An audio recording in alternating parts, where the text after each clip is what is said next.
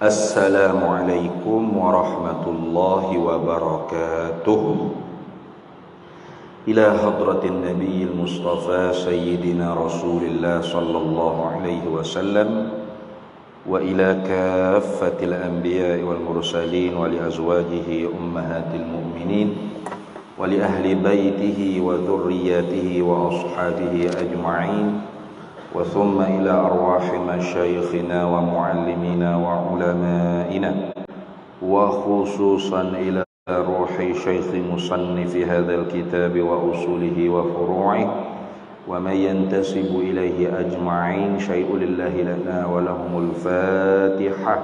A'udzu billahi minasyaitonir rajim. Alhamdulillah rabbil alamin. Maliki yaumiddin. Iyyaka na'budu wa iyyaka nasta'in. Ihdinas siratal mustaqim. Siratal ladzina an'amta 'alaihim ghairil maghdubi 'alaihim. Bismillahirrahmanirrahim. Alhamdulillahi rabbil alamin. Wassalatu wassalamu ala sayyidina wa habibina wa syafi'ina wa zukhrina wa maulana Muhammadin wa ala alihi wa sahbihi ajma'in. Subhanaka la ilma lana illa ma 'allamtana innaka antal alimul hakim. Wa la hawla wa la quwwata illa billahil aliyyil azim. Allahumma aftah alaina futuhal 'arifina bika bil hikmah waftah alaina min ladunka ilma kama fatahta ala sayyidina Muhammadin sallallahu alaihi wasallam bihaqqi Taha sayyidil kaunaini wa jaddil hasanaini abil batuli wal qasimi. Rabbana aftah bainana wa baina qaumina bil haqq wa anta khairul fatihin. Rabbi shrah li sadri wa yassir li amri wahlul 'uqdatan min lisani yafqahu qawli. Saddid lisani wahdi qalbi bihaqqi jaddina sayyidina Rasulillah sallallahu alaihi wa ala alihi wa sahbihi wa sallam. Rabbi yassir wa la tu'assir wa tammim bil khair ya karim. Amma ba'd. Faqala al-hafiz al-imam at-Tirmidzi rahimahullahu ta'ala wa qaddasallahu sirrahu wa nafa'ana Allahu bihi wa bi'ulumihi fid daraini amin ya rabbal alamin. Haddatsana Qutaibatu qala haddatsana Abu Awanata an Abi Bishrin an Nafi'in an Ibni Umar radhiyallahu ta'ala anhuma anna an-nabiyya sallallahu alaihi wasallam ittakhadha khatiman aw khataman min fiddatin fakana yakhtimu bihi wa la yalbasuhu. Qala Abu Isa Abu Bishrin ismuhu Ja'far ibn Abi Wahshiyyah rawahu an-Nasa'i wa at-Tirmidzi wa qala at-Tirmidzi hadza haditsun sahihun. Alhamdulillah para hadirin sekalian, kita sambung lagi muzakarah kitab Syama'il Muhammadiyah, kitab yang dihimpun oleh Imam Tirmidzi, hadis-hadis tentang kesempurnaan Nabi kita Muhammad sallallahu alaihi wasallam. Dan kita telah masuk bab yang ke-12. Bab yang ke-12 dah. Daripada 56 bab. Bab yang ke-12 ni daripada 56 bab. Banyak lagi lah. Banyak lagi. Baik. Iaitu bab pada menyatakan hadis-hadis yang telah datang menceritakan tentang cincin Nabi kita Muhammad sallallahu alaihi wasallam. Babu ma jaa fi dzikri khatami Rasulillah sallallahu alaihi wasallam. Dan kita sudah masuk pada malam ni hadis yang kedua daripada hadisul bab dan hadis yang ke-88 daripada sekalian hadis-hadis yang dihimpun dalam kitab Syama'il Muhammadiyah. Terlebih dahulu hak lepas ya. Hak lepas tu 2 bulan lepas. Bulan lepas tak ada. 2 bulan lepas. Iaitu katanya musannif ada syarah. Ini kata-kata syarah. Syarah ni termasuk guru saya sendiri ni, Syekh Hisham Al-Kamil Asy-Syafi'i Al-Azhari. Dia yang menulis syarah kitab Syama'il, dan saya pun sempat mengaji dengan dia direct. Masa di Mesir di Azhar dulu. Dia katanya kana lin nabi sallallahu alaihi wasallam khatamani. Nabi ni ada 2 cincin. Ada 2 cincin. Ahaduhuma, satu daripada 2 cincin Nabi itu yukhtamu bihi ar-rasailah. Nabi buat untuk mengecok surat-surat. Hak ni Nabi kita sallallahu alaihi wasallam tidak pakai sama-sama. Bukan pakai macam kita ni pakai sama-sama lah, ke hulu ke hilir. Ke sana kemari tu pakai sama cincin hak di jari kelingking. Jadi hak satunya cincin yang Nabi buat tu untuk cok. Cok surat-surat, Nabi pakai di jari kelingking. Tapi bukan tangan kiri lah. Ni saya tak ikut sunnah lah ni. Kalau hak Nabi di jari kelingking yang kanan. Dan Nabi tak pakai sokmo. Nabi pakai untuk cok surat. Lagi akan kita akan baca. Kemudiannya satu lagi cincin Nabi wasani, dan cincin yang kedua yang Nabi sallallahu alaihi wasallam pakai senantiasa lizinati waliktidai, untuk perhiasan. Dan Nabi pakai sokmo ni. Hak tu Nabi pakai di jari mani. Di jari mani. Tangan kanan, bukan tangan kiri dah. Jadi sunatnya kita pakai nanti bab yang ke-13 kita akan masuk tentang babu ma jaa fi anna nabiyya sallallahu alaihi wasallam kana yatakhattamu fi yaminihi. Tu satu bab yang khusus pula. Apa? Bab yang ke-13 ni, bab ni tentang cicing Nabi. Kemudian bab yang ke-13 nanti Imam Tirmizi buat satu bab khusus. Apa? Yakni Nabi SAW pakai cincin dia tadi tu tangan kanan ya, tidak tangan kiri. Jadi hak sunatnya kita pakai perhiasan ni semua di tangan kanan. Sama ada cincin, jam, orang lelaki tu je lah, tak ada dah lain. Gelang-gelang mah apa tak boleh. Itu untuk perempuan lah. Itu. Baik. Jadi hak pakai tangan kiri ni khilaful aula, menyalahi yang aula lah. Tidak ikut sunnah. Pasal kalau kita makan, jadi rasa banyak pula dah cincin tangan kanan ni. Rasa banyak pula. Ni lagi, ni lagi.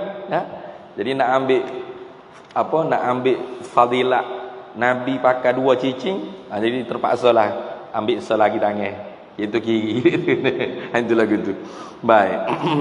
Tak apalah. Jadi nak ayatnya Nabi ni ada 2 cincin.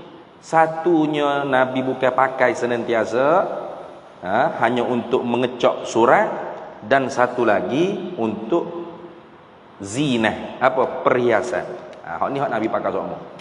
Baik, hari ininya masuk hadis yang kedua daripada hadis bab cicing, dan hadis yang ke-88 daripada sekalian hadis di dalam kitab Syama'il Muhammadiyah. Kata Al-Hafiz Imam Tirmizi, haddatsana Qutaibah, mencerita akan kami oleh Qutaibah. Qala, kata Qutaibah, haddatsana, mencerita akan kami Abu Awanah, oleh Abu Awanah. An Abi Bishrin, diriwayatkan daripada Abi Bishrin. Abi Bishrin ni nantinya di bawah tu Imam Tirmizi kata ismuhu Ja'far bin Abi Wahsyiyah. Jadi Abi Bishr ni nama sebenar, hak tu kita kata kunyah dia. Abi Bishrin. Barangkali ada nama dia, anak dia nama Bashar. Jadi dikunyahkan dengan Abu Bashr, Abu Bishr. Itu. Hak nama sebenarnya Ja'far bin Abi Wahsyiyah. Ja'far anak laki-laki bagi Abi Wahsyiyah. Itu nama Abi Bishrin.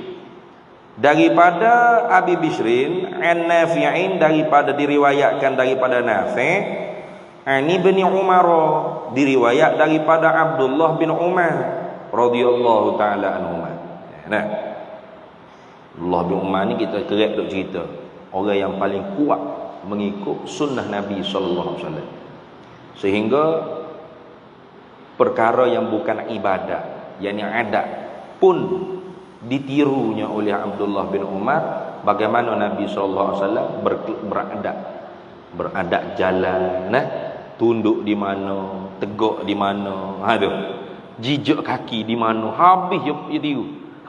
Kuatnya Abdullah bin Umar ni ikut Nabi, sehingga ulama apabila tidak jumpa tentang bagaimana kaifiat Nabi dalam satu-satu ibadah, maka ulama akan tengok pada perbuatan Abdullah bin Umar radhiyallahu taala anhu.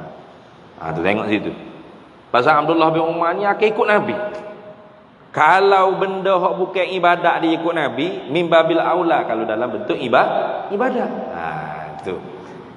Baik. Apa kata Abdullah bin Umar? Anna Nabiyya sallallahu alaihi wasallam, bahwasanya Nabi sallallahu alaihi wasallam ittakhadha, membuat ia Nabi khataman, akan satu cincin min fiddatin, yang diperbuat daripada perak. Tu dah daripada perak. Kerana emas tu haram lah, tak boleh kita orang lelaki pakai emas. Ada pewarna seperti emas tu bukan emas. Mau tengok aku, ustaz pakai cincin emas. Ada juga hak wadah itu. Oh, macam jahil benar kita tak boleh pakai cincin emas. Ni bukan emas. Ni emas juga ni. Peng ni mana betul? Oh, ustaz pakai peng emas betul. Ai daklah. Kalau emas agak kaya sungguh dah sayanya. Bukan. Itu warna tiruan saja. Asalnya perak juga. Dalilnya kalau kita kiki-kiki, tua warna. Tu. Orang laki-laki tu maklum, emas tu haram. Hatta kalau campur sekalipun, tu berlaku khilaf. Orang panggil suasa atau toso. Setengah pendapat kata tetap haram. Pasal ia termasuk dalam bab muamalah. Iza jatama'al halal wal haram, ghulibatil haram. Bila berhimpun antara halal dengan yang haram, maka menang yang haram, walaupun sikit saja yang haram. Tapi kebanyakan ulamanya kata makruh. Makruh orang pakai cincin suasa, orang Kelantan panggil toso. Itu nak moleknya tak payah pakai lah, pakai cincin perak. Kerana Nabi SAW membenarkan laki-laki memakai cincin yang diperbuat daripada perak, dan Nabi pun membuat satu cincin yang diperbuat daripada perak.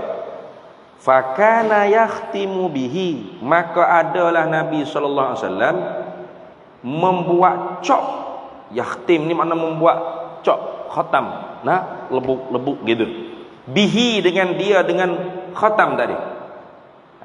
Dengan cincin tadi tu, Nabi kita bukan buat untuk pakai berhias. Jadi kalau cincinnya Nabi berhias, itu batunya bukan perak. Ada batu permata, maksudnya ada batu permata. Fairuz, contoh batu fairuz. Kalau kita pun bolehlah nak ikat nilam ke, nak ikat delima ke, nak ikat zamrud ke, nak ikat jet ke. Sebab cincin yang Nabi pakai untuk zina, untuk berhias, itu batu sebagai permata dia. Tapi kalau cincin yang Nabi buat untuk cop, ni tak ada batu. Dia tak ada batu, hanya dia ukir selalu. Jadi permata dia tu terus perak tu juga. Diukir nanti hadis seterusnya. Hadis yang ke-91 diceritakan apa yang diukir oleh Nabi pada cincin yang Nabi buat sebagai cop. Itu. Fakana yakhtimu bihi, maka adalah Nabi sallallahu alaihi wasallam mengecop. Mengecop dengan cincin tersebut.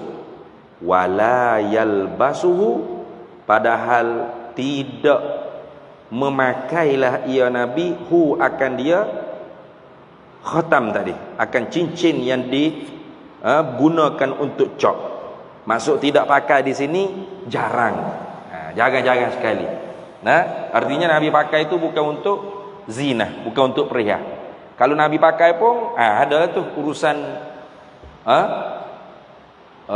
dakwah. Dia panggil urusan ni urusan dakwah. Mana diutuhkan surat-surat tu kepada negara-negara luar untuk disampaikan dakwah Islam. Gitu dah.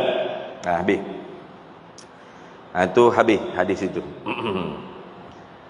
Kemudian kata Imam Tirmizi lagi, haddatsana Mahmud bin Ghailan, menceritakan kami oleh Mahmud bin Ghailan. Haddatsana Hafs bin Umar bin Ubaidin, menceritakan kami oleh Hafs bin Umar bin Ubaid. Hafs bin Umar bin Ubaid itu huwa at-Tanafisi. Dia tu dipanggil at-Tanafisi. Apa tahu at-Tanafisi ni?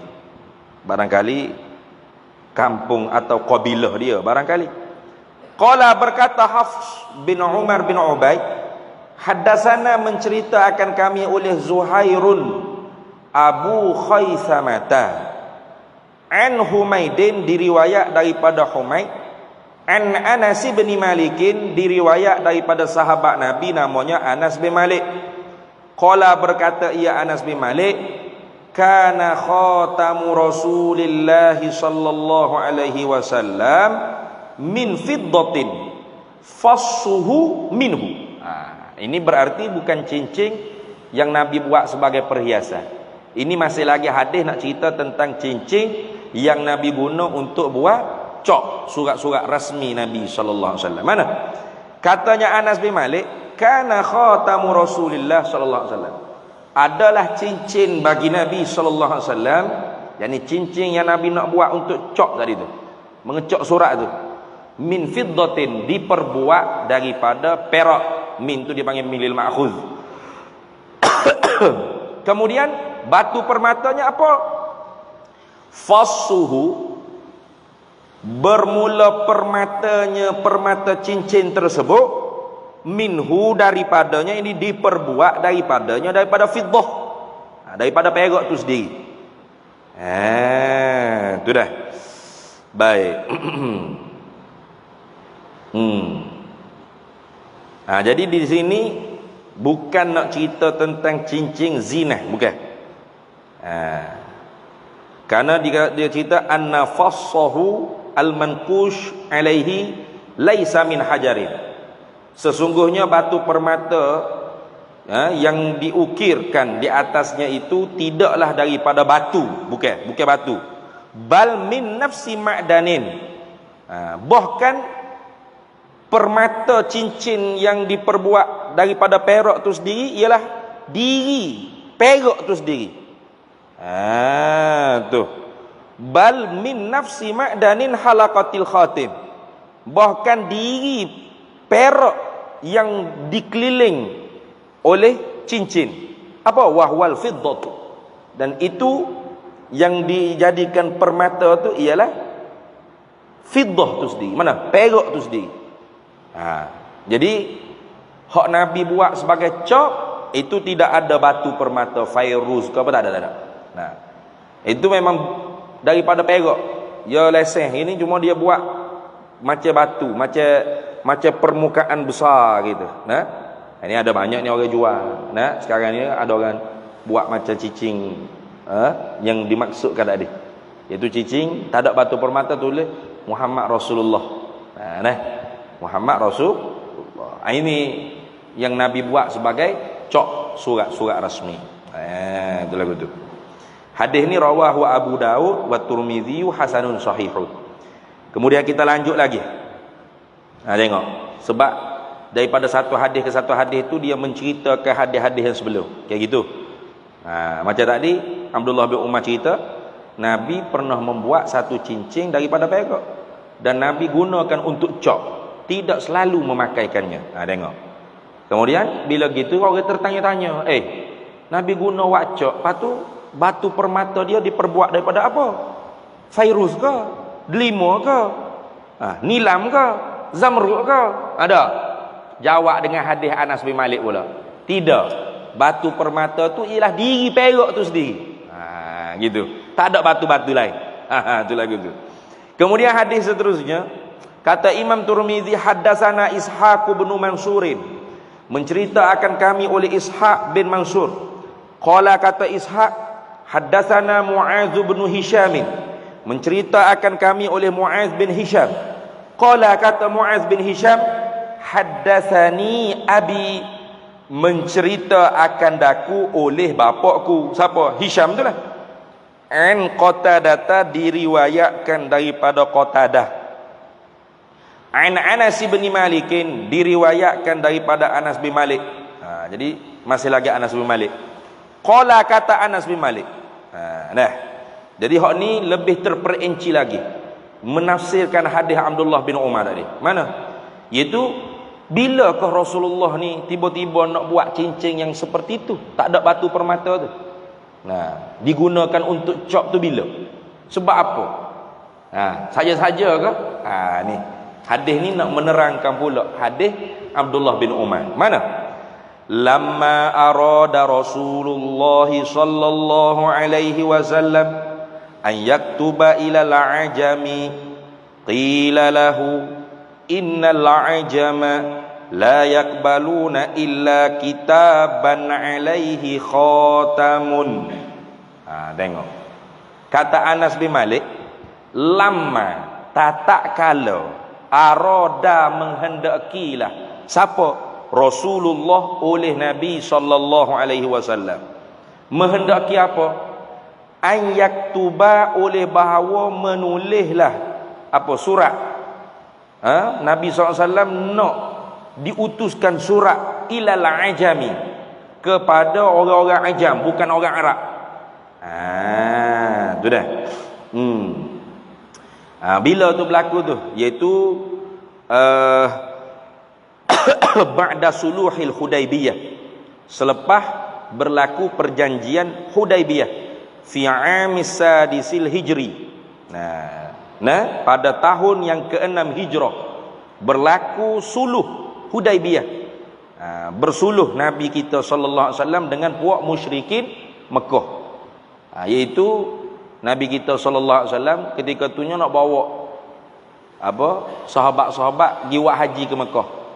Lalu dihadang oleh puak kafir musyrik. Tak bagi masuk.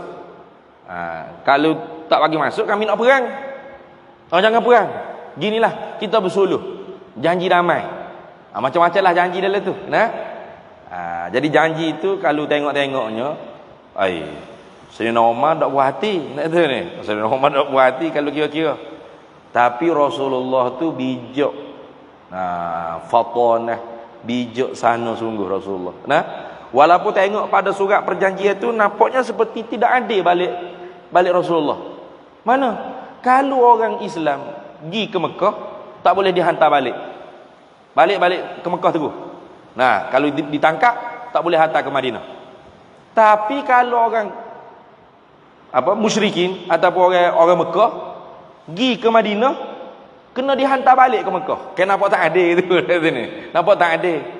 Tapi Rasulullah nampak ada besar peluang untuk Islam tu tersebar. Rasulullah setuju. Hatta masa nak berjanji tu, ditulis, sahabat tulis dari nama Nabi Muhammad Rasulullah. Orang kafir musyrik tak nak, suruh buang. Rasulullah akur buang. Tengok, Rasulullah sallallahu alaihi wasallam. Tengok, ini bijak Rasulullah SAW dalam menyebarkan Islam. Dan maka ketika tu bersuluh, tak berlaku perang, tak boleh melakukan peperangan, tapi dilanggar oleh puak kafir musyrik, dilanggar sehingga menyebabkan Fathil Mekah. Itu kena mengaji sirah lah tu, panjang cerita. Dari tempoh perdamaian ni, Rasulullah ambil peluang hantar surat-surat kepada negara-negara luar daripada Arab, negara ajam. Nah, untuk menyebarkan Islam. Itu dah.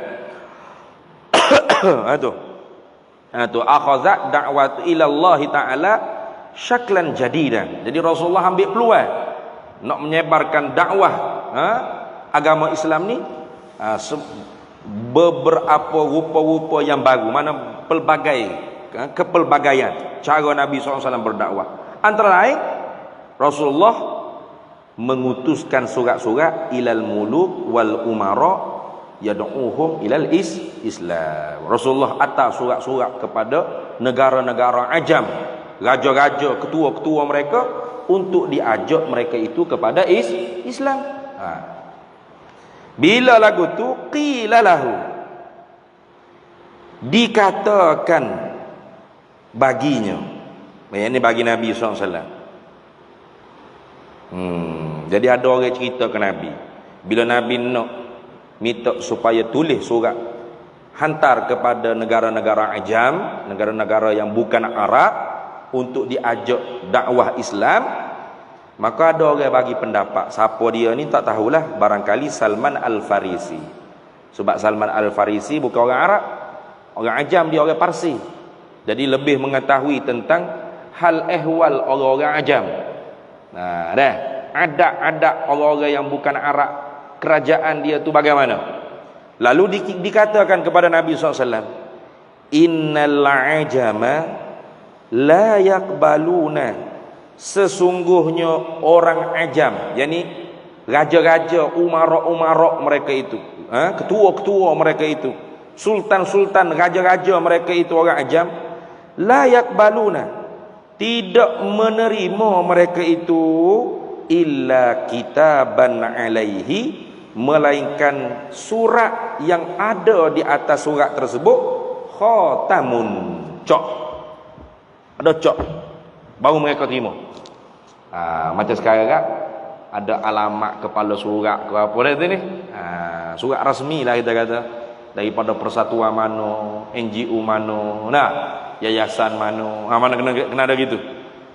Barulah diterima surat tu, diguna pakai. Ada cok pula, lebih baik lagi. Jadi dulu orang ajam, raja-raja mereka, kerajaan mereka tak terima surat, melainkan kena ada cok. Apa? Bila ada orang cerita gitu kepada Nabi SAW, fastana'a khataman, maka Nabi SAW pun suruh memperbuatkan cincin. Jadi hadis ini menceritakan secara detail pula hadis Abdullah bin Umar tadi. Jadi hadis Abdullah bin Umar tu cerita Rasulullah buat cincin daripada perak. Dia guna untuk cok, dia jarang pakai, gitu ya. Hadis ni pula cerita bagaimana ya boleh Nabi suruh buat cincin perak tu. Kerana Nabi nak sebar dakwah, nak hantar surat kepada ila ghairil Arab, irsalur rasail ila ghairil Arab. Nak mengutuskan surat kepada orang yang bukan Arab, orang ajam, nak sebarkan dakwah ni kepada orang bukan Arab, yakni orang ajam. Dan perbuatan Nabi ini menunjuk kata bahawasanya dalilun ala umumid da'watin Nabi sallallahu alaihi wasallam. Dalil yang menunjukkan di atas meratai dakwah Nabi sallallahu alaihi wasallam. Jadi bukan hanya untuk orang Arab saja Islam ni, bukan. Walaupun Nabi kita orang Arab, nama agama kita Arab, Islam, salama yaslumu salman wa silman wa salamatan. Bacaan kita dalam semaya Arab, Allahu Akbar kabira walhamdulillah bismillahirrahmanirrahim, Arab tu kat sini. Tapi agama ni bukan khusus untuk bangsa Arab, bukan. Lepas tu untuk sekalian manusia, wa ma arsalnaka illa kafatan linnasi basyiran wa nadhira walakinna aktsaran nasi la ya'lamun. Tidak kami utuskan engkau wahai Nabi Muhammad sallallahu alaihi wasallam melainkan untuk sekalian manusia, semua manusia. Tak kira dia Melayu, Cina, Sia, Boya, Amerika, Korea, Utara, Selatan, Afrika, tak ada kira. Sebut kata dia manusia, Nabi itu diutus untuk semua. Jadi perbuatan Nabi ini menunjukkan bahawasanya apa? Dakwah Nabi SAW sudah pun meratai dah kepada bukan Arab, walaupun tidak keseluruhan. Tapi perbuatan Nabi ini menunjukkan bahawasanya Nabi melaksanakan apa yang Allah Ta'ala firman, tidak kami utuskan engkau hai Muhammad melainkan untuk sekalian manusia. Basyiran wa nadhira, pemberi berita gembira dan berita yang menakutkan. Akan tetapi banyak manusia yang tidak mengerti. Tengok. Tuh.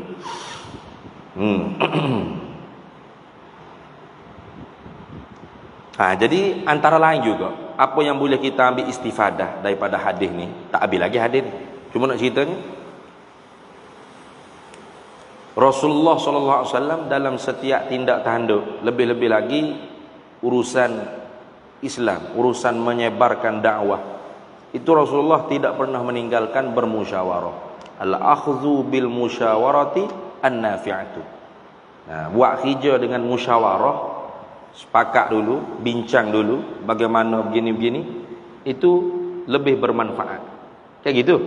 Cuba kalau Rasulullah tak musyawarah, pakai tulis, suruh sahabat katibul wahyi, tulis surat dihantar kepada Rom atau pada Parsi atau pada Ethiopia, mana-mana negara-negara bukan Arab, padahal tidak ada cok, maka surat itu tak akan sampai masuk ke dalam istana, tak akan dibaca di hadapan raja, Kisra, sultan, ketua, dia tak akan baca.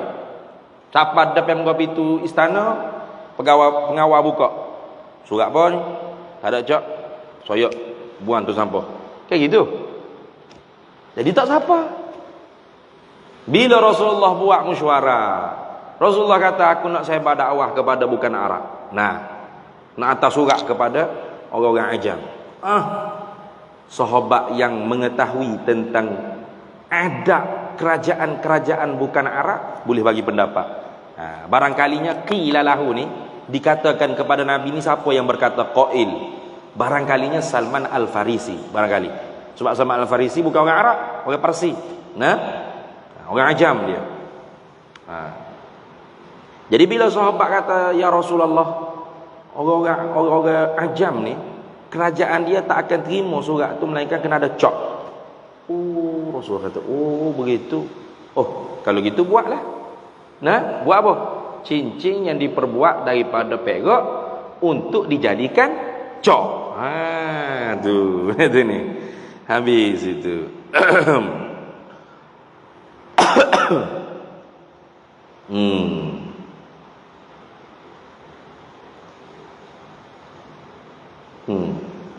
Faka'anni anzuru, maka seolah-olahnya aku, kata Anas bin Malik, anzuru, aku lihat, ila bayadihi, kepada putih bersihnya, bayad di mana bersih atau putihnya cincin, fi kaffihi, pada tapak tangannya Nabi sallallahu alaihi wasallam. Jadi bila cincin tu siap, Nabi sallallahu alaihi wasallam pakai di tangan kanan Nabi, maka kata Anas bin Malik, seolah-olah aku lihat putih. Putih. Pada tapak tangan Nabi sallallahu alaihi wasallam. Jadi Nabi buat gini. Hak balik hak ada lukisan tu, kalau Nabi tak nak cak, Nabi tutup gitu. Nabi tak bawa gitu. Ke perut tapak tangan. Bila Nabi nak cak, Nabi sengit kayak gitu. Masuk dakwah, cak. Itulah gitu. Habis itu. Dan hadis ni juga menunjukkan bahawasanya Nabi terbuka. Apa terbuka? Yang terima apa sahaja kelakuan ataupun cara yang boleh menyebabkan dakwah Islam tu diterima, Nabi terbuka. Melainkan benda tu haram, baru Nabi tak terima. Betul tak? Selagi mana benda tu tidak ada larangannya, Nabi terima. Setakat nak buat cak, kalau baru raja-raja akan baca surat tu, maka Nabi buat. Itu menunjuk kata al-istijabatu ila ayyi amali yuaddi ila al-islamil kafirin. Nabi memperkenankan, menerima, memperkenan ila ayyi amali, kepada apa-apa amal, apa-apa kerja yuaddi ila islamil kafir, yang membawa kepada Islamnya orang kafir, bi syartin, dengan syarat alla yakuna muharraman, bahawa kerjaan tersebut bukan kerja yang haram. Kita nak buat konsert, nak supaya orang itu masuk Islam, tapi bercampur bau. Mana yang halal dengan yang haram? Perempuan, laki-laki bercampur bau, tak boleh ni, haram. Betul tak? Tapi kalau buat apa-apa program yang tidak haram, tujuannya untuk dakwah, maka Nabi SAW terima. Ini boleh difaham daripada hadis ni. Betul tak? Boleh difaham ini. Kerana ada orang ajam gitu, Rasulullah terima, asalkan dia boleh dengar dakwah Islam. Gitu. Bukan terus tutup. Tak kira, kita ikut cara kita. Ikut cara kita, jawab dia, tak sapalah Islam ke negara-negara asing. Betul tak? Samalah dengan aulia, wali-wali dulu masuk ke tanah Melayu berdakwah pun begitu, dengan budaya adat yang tidak bercanggah dengan syariat. Kita bertiazah dah.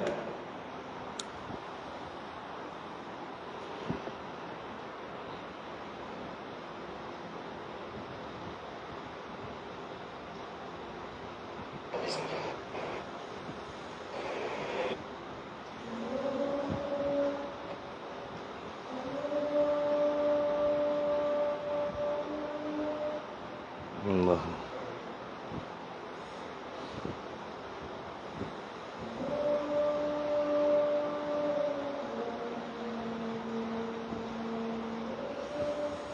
Allahu Akbar, Allah.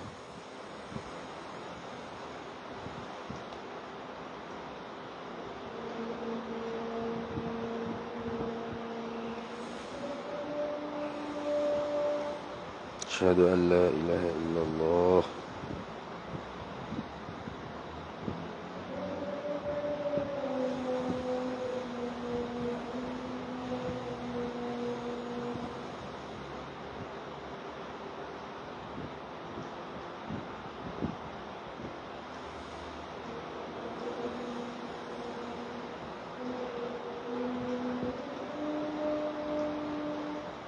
Anna Muhammad, masyaallah.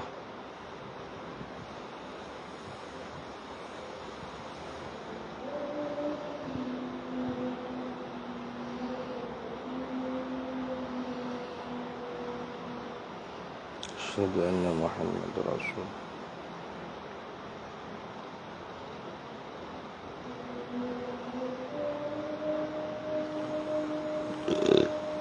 La haula wa la quwwata illa billah.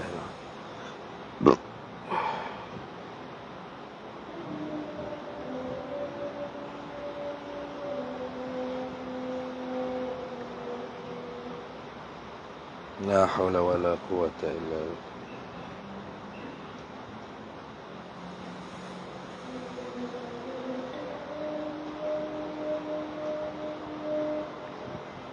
La haula wa la quwwata illa billah.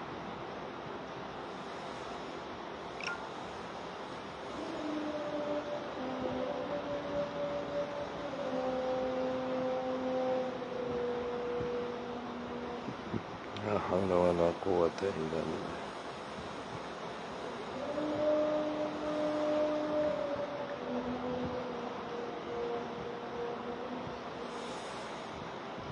Allahu Akbar, Allahu Akbar.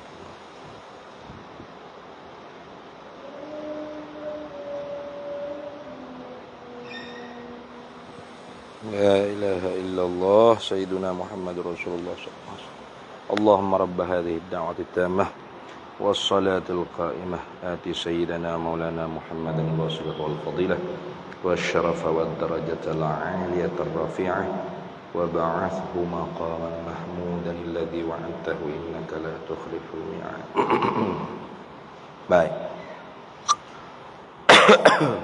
Jadi kalau kita tengok daripada hadis ni, Nabi sallallahu alaihi wasallam istijabah.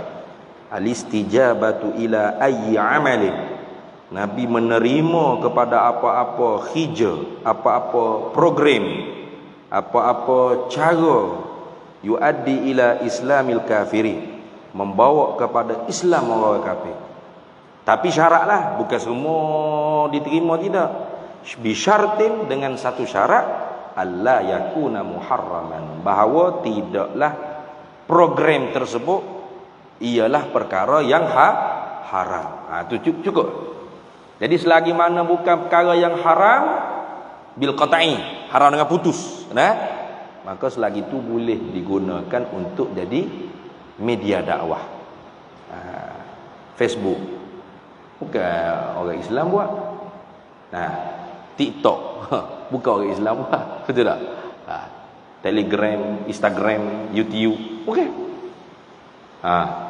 Kalau kira kak, tak ada ni dalam Nabi tak guna ni. Tak payah guna. Tak cerdik itu. Tak cerdik itu. Buat dulu tak ada Facebook, tak ada ni. Surat khabar. Surat khabar tu. Mana ada zaman Nabi? Kilang surat khabar. Itu ni. Sebar-sebar surat khabar, risalah. Tak ada zaman Nabi SAW. Tapi kalau dengan sebab surat khabar boleh tersebar dakwah, Facebook boleh tersebar dakwah, YouTube, TikTok, Instagram, Telegram, macam-macam media, maka Islam menerima al-istijabatu ila ayyi amalin, diterima apa-apa sahaja program yuaddi ila islamil kafirin, yang membawakan Islamnya orang kafir, bisyartin, dengan syarat alla yakuna muharraman. Maka sebab tu para pendakwah dulu, lebih-lebih lagi aulia utisa'ah, wali 9 dia panggil, ataupun dikenal dengan bahasa Jawanya wali songo. Cara dakwah dia tu bagai-bagai. Antara yang paling masyhur dakwahnya ialah Sunan Kalijaga. Itu masyhur. Pasal dakwah dia tu dengan seni. Dia tahu orang minat seni. Gamelan, tak gamelan, zikir dan sebagainya. Pasal tu wayang kulit ni, daripada Fatani sampai ke Jawa, lalu ke Kelantan, Kedah, mana, semua sama. Betul tak? Ada seni wayang kulit. Ni tak boleh nak claim. Malaysia tak boleh claim kami punya seni. Indonesia tak boleh nak claim kami punya seni ni. Mana boleh claim? Belum wujud Indonesia tu, Tok Sunan Kalijaga guna dah untuk dakwah. Pasal itulah Raden Masyahid atau Sunan Kalijaga ni dikenal dengan gelaran Syekhul Malaya, Syekh Melaya. Pasal apa? Tempat kita ni kenal dengan Syekhul Malaya. Di Jawa dikenal Sunan Kalijaga, penjaga sungai. Dan dikenal juga dengan Syekhul Malaya di sana pun. Pasal dakwahnya mula daripada tanah Melayu Fatani sampai semenanjung tanah Melayu, sampai ke tanah Jawa. Itu dakwahnya apa? Bukan memaksa masuk Islam, kena bengih ya dah. Dengan cara seni gamelan, seni dikir, seni wayang kulit, sehingga orang kita ni minat, boleh pergi masuk, lama-lama masuk Islam. Mudah. Itu cara pendakwah dulu. Mereka menggunakan apa-apa sahaja medium, cara program, asalkan perkara itu tidak haram bil qat'i, tidak haram dengan putus. Kalau haram dengan putus tak boleh lah. Seperti ikhtilat laki-laki perempuan, bercampur bau, mabuk-mabuk, arak. Kita nak bagi dia masuk Islam, kita kena jemput dia hidang arak. Tak boleh tu. Itu haram bil qat'i. Hidang babi panggang, tak boleh tu. Itu haram bil qat'i. Jadi selagi mana perkara tu tidak haram dengan putus, kalau boleh digunakan untuk dakwah, guna. Kerana Nabi sallallahu alaihi wasallam terima saja. Asalkan surat seru kepada orang masuk Islam sampai di hadapan raja-raja ajam.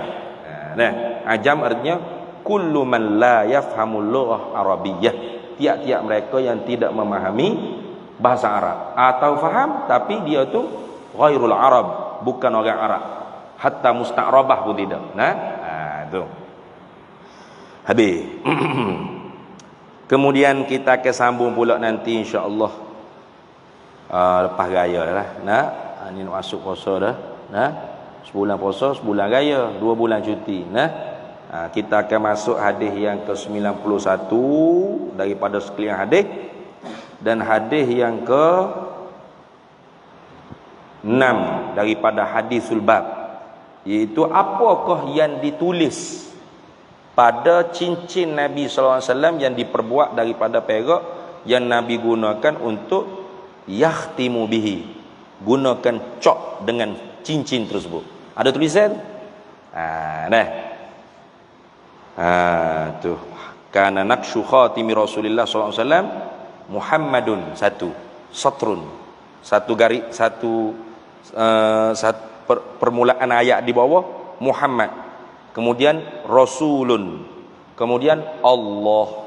Dia baca daripada bawah Muhammad, Rasul, Allah. Gitu. Bukan Allah, jangan baca kat atas. Ada sesak Allah, Rasul, Muhammad sesak. Lepas tu apa je tulis Allah di atas. Baca mula pada bawah. Li ta'zimi ismillah. Ismillah apa? Li ta'zimi ismu zatillah, gitu. Li ta'zimi ismi zatillah, kerana nak membesarkan nama zat Allah Taala. Mana nama zat bagi Allah apa? Allah. Maka ditulis tu daripada atas Allah, Rasul, Muhammad. Jadi bacanya daripada bawah Muhammad, Rasul, Allah. Nanti saya bawa contoh cincin tu. Ada je cincin tu orang bagi ni. Contoh cincin tu tak ada dah. Mana ada dah cincin asli tu, tak ada dah. Zaman Sayyidina Uthman kalau tak silap, jatuh dalam satu telaga. Tak jumpa siapa kesudah dalam telaga tu dah. Cincin Rasulullah sallallahu alaihi wasallam yang dibuat sebagai cok tadi tu, jatuh dari telaga. Zaman Sayyidina Uthman bin Affan kalau tak silap, jadi khalifah Nabi sallallahu alaihi wasallam. Kita sambung semula pula. Qala al-Hafiz Imam Tirmizi, haddatsana Muhammad bin Yahya qala haddatsana Muhammad bin Abdullah al-Ansari qala haddatsani abi an Sumamah an Anas bin Malik qala kana naqshu khatami Rasulillah sallallahu alaihi wasallam Muhammadun satrun wa rasulun satrun wallahu satrun wallahu a'lam wa ilmuhu adam. Bismillahirrahmanirrahim. Allahumma inna nas'aluka min khairi ajilihi wa ajilihi ma 'alimtu minhu wa ma lam na'lam, wa nas'aluka al-jannata wa ma yuqarribu ilaiha min qawlin wa 'amalin wa niyyatin wa i'tiqad, wa na'udzu bika minan nar wa ma yuqarribu ilaiha min qawlin wa 'amalin wa niyyatin wa i'tiqad, wa nas'aluka min khairi ma salaka 'abduka rasuluka nabiyyuka Muhammadun sallallahu alaihi wasallam. Allahumma faqihna 'ilma asy-syari'ati wal ma'rifati wat tariqati wal haqiqah wasta'malna biha bihaqqi sayyidina Muhammadin sallallahu alaihi wasallam. Rabbi fanfa'na bi barakatihim wahdinal husna bi hurmatihim wa amitna fi tariqatihim wa mu'afatin minal fitani. Wa sallallahu sallam ala sayyidina Muhammad wa ala alihi wa sahbihi wasallam walhamdulillahi rabbil alamin.